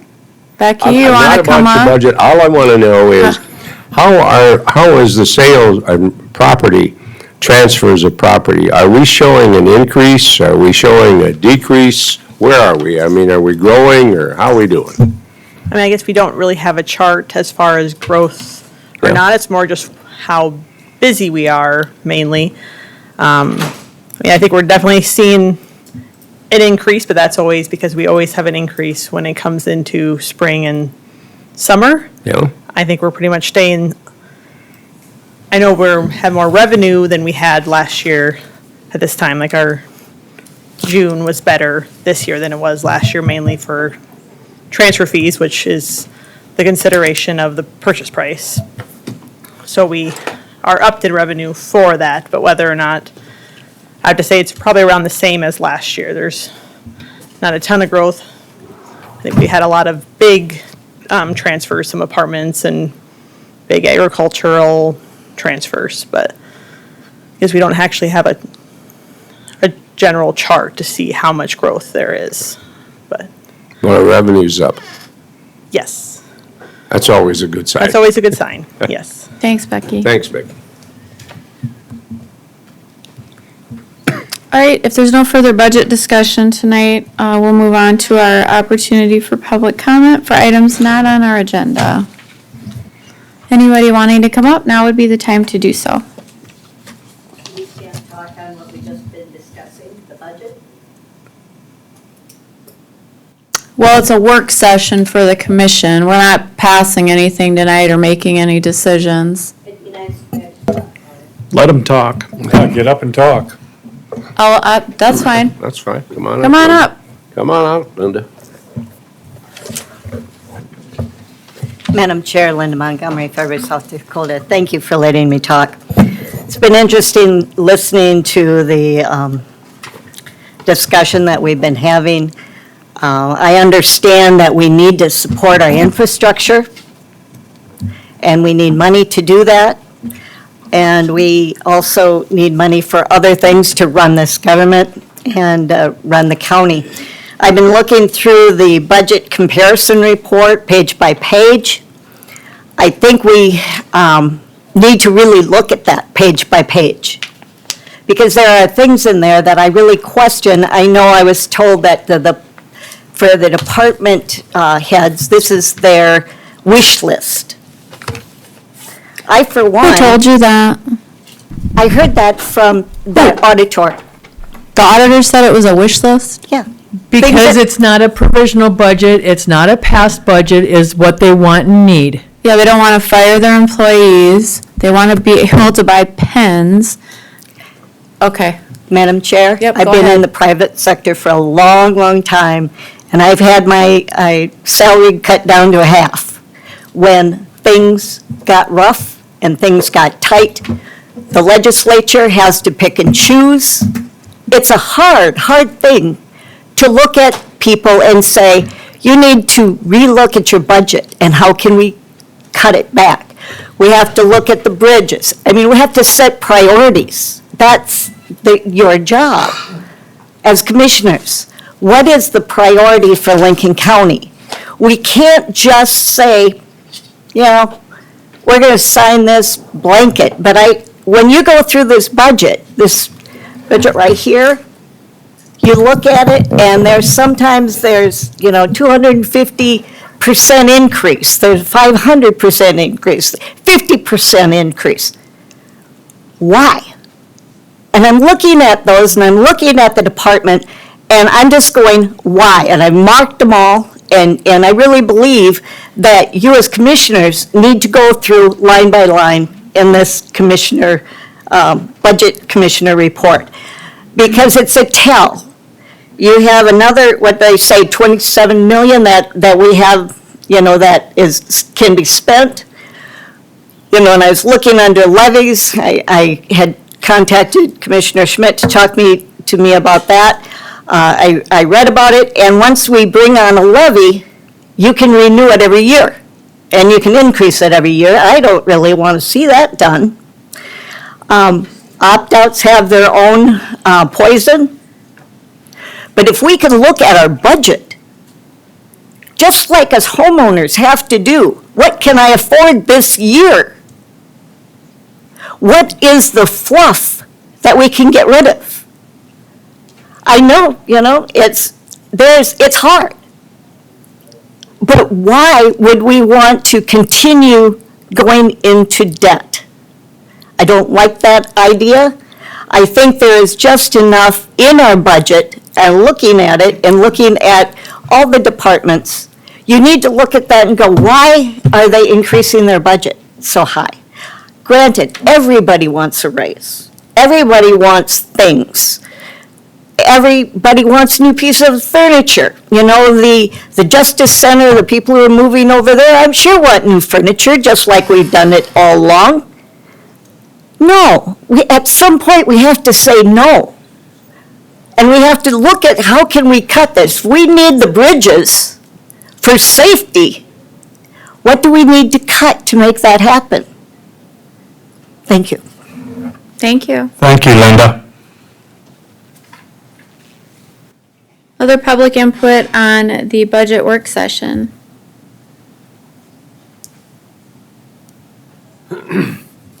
Eric Scott, 47881, 287th Street, Canton, South Dakota. I want to speak on the proposed intersection down by Hudson. It's one that I probably use more than any of you, and have been there. What I would encourage is for you to go down there and sit there for an hour to maybe a half a day and look at who the actual traffic is that uses it. I'm troubled with spending that kind of money on an infrastructure project that mainly benefits out-of-state and out-of-county ag people. I don't see that it would benefit us as producers in southern Lincoln County. I think that the system that's there is perfectly fine for all of us that need to use it on a very minimal basis during harvest. And the occasional dinner at Waddy's works just fine. So I think that would be a great place to take a look at. Again, I want to reiterate that that road, that whole area down there is the predominant vessel of farmers from Iowa that are transporting into Lincoln County to farm in our county. Thank you. Thank you. Other input on the budget work session?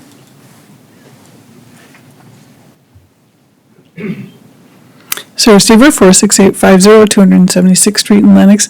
I just want to echo a little bit of what I'm hearing other colleagues say from Lincoln County perspective. I think it's easy to forget sometimes if you've achieved a certain degree of success or your family's doing well, what it's like for some of the other folks in the county who really would probably benefit from not having their taxes raised. So I'm hoping you won't do an opt-out. I hope you'll stick with the budget and find a way to pull it back because it isn't easy for everyone. Some people are making really tough choices. I have a friend, retired chaplain in Lenox, who lost his home because he couldn't pay the taxes on it anymore. And so I'd like you to remember those people too. Thank you.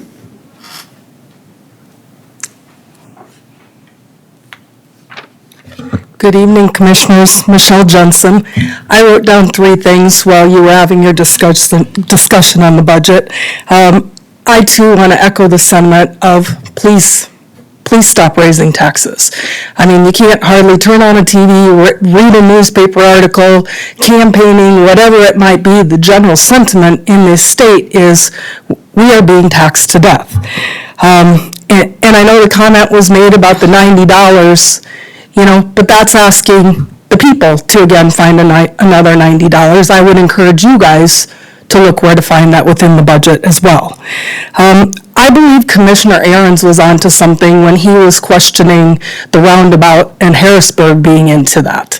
I was at the Harrisburg City Council meeting here a couple of weeks ago because Harrisburg is being creative about how they're taxing people to get their roads done. And they flat stated that they are broke. So that's where my husband's actually at tonight, is that meeting, because they have gone to levying the landowners along there to get some of the roads done in Harrisburg. So I would encourage you to look into that some more. And then the other thing that I was also, along the lines of thinking that Commissioner Aaron's had said, was the money in the general fund.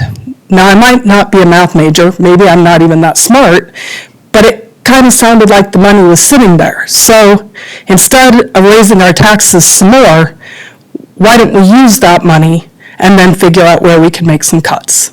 Thank you. Thank you.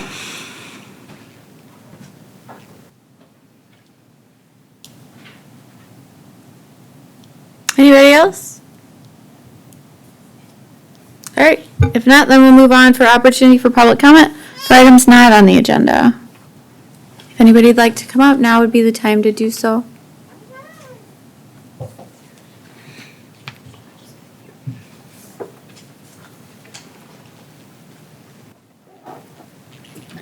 Doug McKinney, Canton. I wasn't going to say this and play this audio tonight, but after what happened here, it's more than fitting. We stand here at every meeting and recite the Pledge of Allegiance. I wonder how many people know what it means. Red Skelton was born in 1913. His teacher in the 7th grade explained it to the class. No, not many people know who Red Skelton is anymore, just us older. Yep. Anyway, he was a comedian. He was a great patriot of this country, and he spoke the truth. Okay, this is the audio of Red Skelton reciting how his teacher explained it. Listen closely to the words.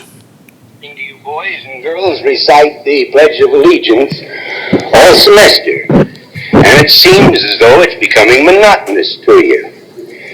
If I may I recite it and try to explain to you the meaning of each word.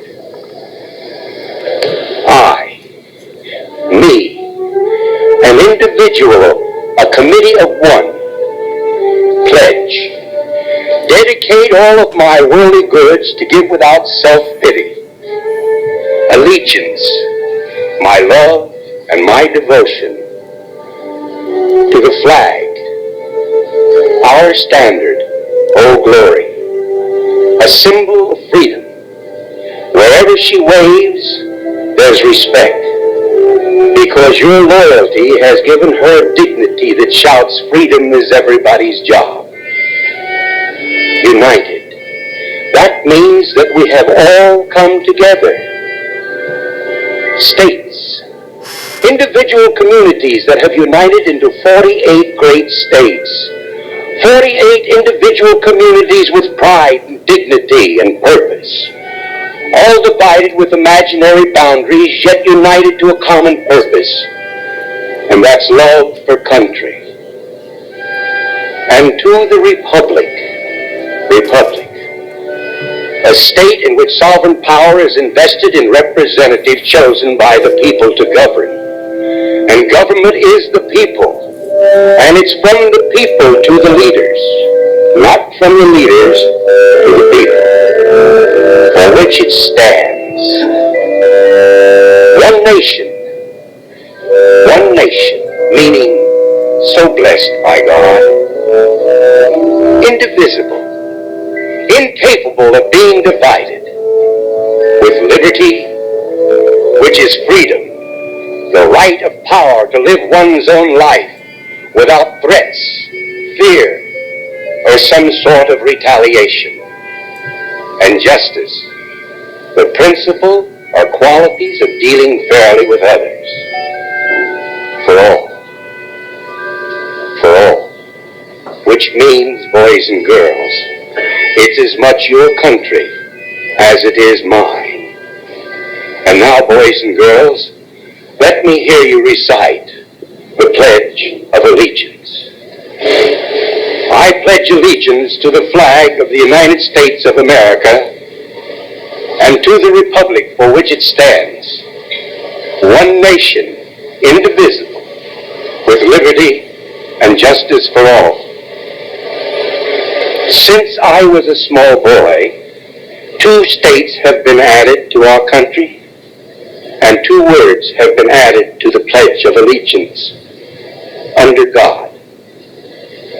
Wouldn't it be a pity if someone said that is a prayer, and that would be eliminated from schools too? Thank you. Just a little history lesson. That's why every time I say the Pledge of Allegiance, I always say amen. Yeah. All right, any other public input or comment this evening?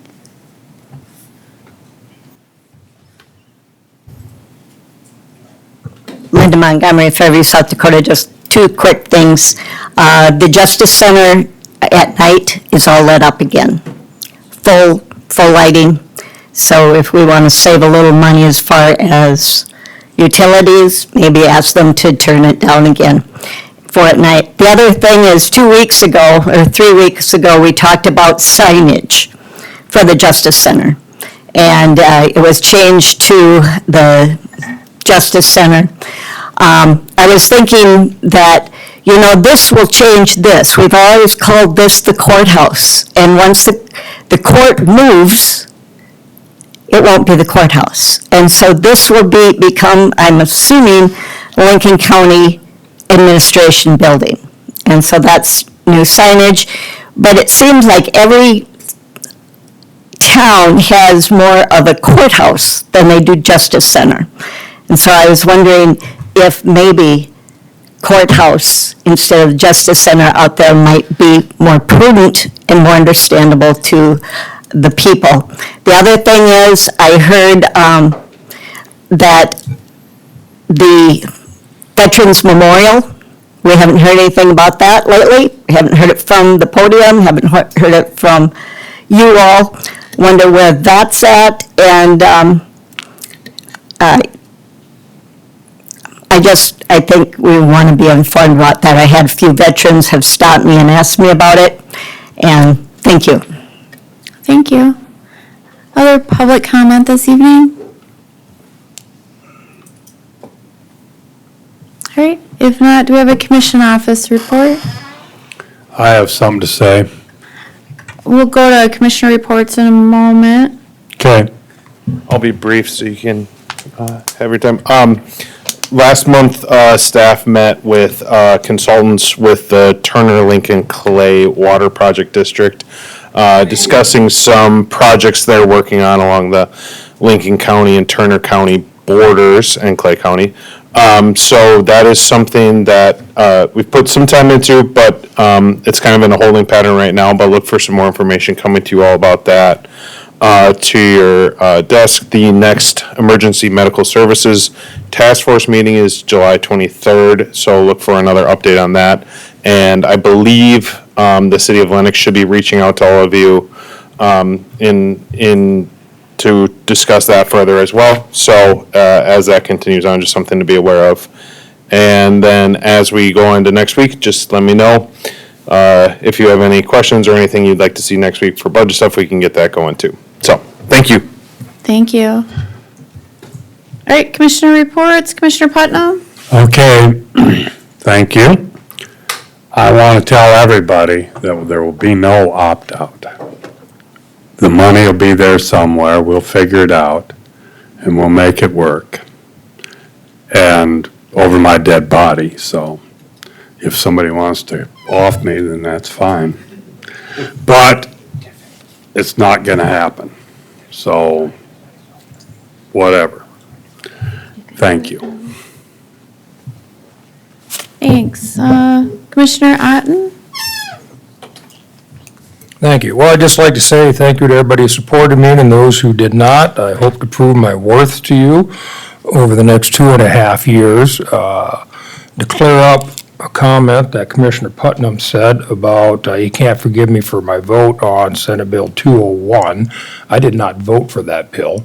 I know you didn't vote for it. I didn't vote for any of them on that, and I never supported it either. This is for Commissioner Otten to make I his didn't report. forward anything. I did not vote for that bill. I did not support that bill.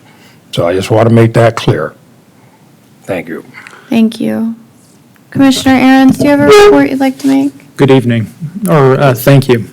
I want to say thank you to each and every applicant who decided to stick their neck out there and apply to be selected to be a commissioner.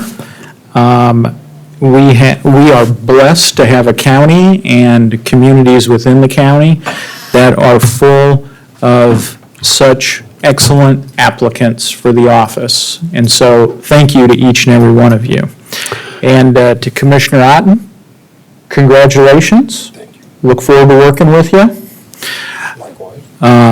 And so while you weren't my preferred choice, democracy marches forward, and that's how it works here. And the people, through their representatives, have spoken. And so that's how it's going to be. And I'm going to have to make a correction. It was SB 121 was the bill, not 201. Commissioner Aaron's, go ahead with your report. And so that's my comments with regard to the applicants. We had an excellent pool of applicants, and what I noticed about each and every one of them is they obviously all had their personal strengths. One of the things, though, and I just want to say this, that really energized me and a lot of people in this county over the last few years is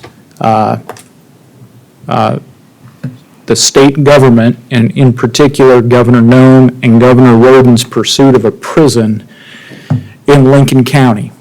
And I noticed that multiple people had applied for the position of commissioner as a result of that issue. And I just want to note that, that prison started under Governor Noem, but then when Larry Roden became governor, that thing still got voted on twice by our legislature.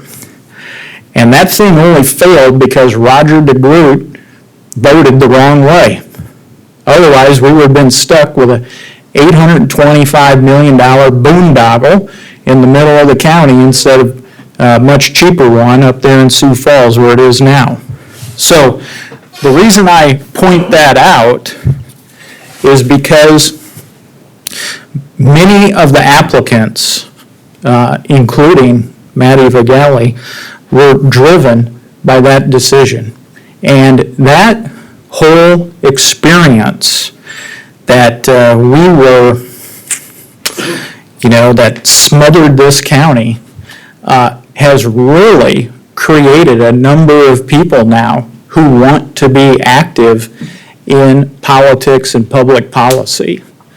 And I salute them for wanting to be a part of that. And they didn't like what was going to happen to their community, and they stood up, and they stood strong. And I want to say thank you to them for doing that. Thank you. Commissioner Schmidt, do you have any report? No. All right. I'm not going to make a report tonight either, other than to welcome Commissioner Otten to the commission. I was wondering, are you sure? All right. No executive session, Drew? All right, then can I get a motion to adjourn, please? So moved. Second. A motion, a second. All in favor signify by saying aye. Aye. Any opposed, same sign. All right, we're adjourned. Thanks, everyone.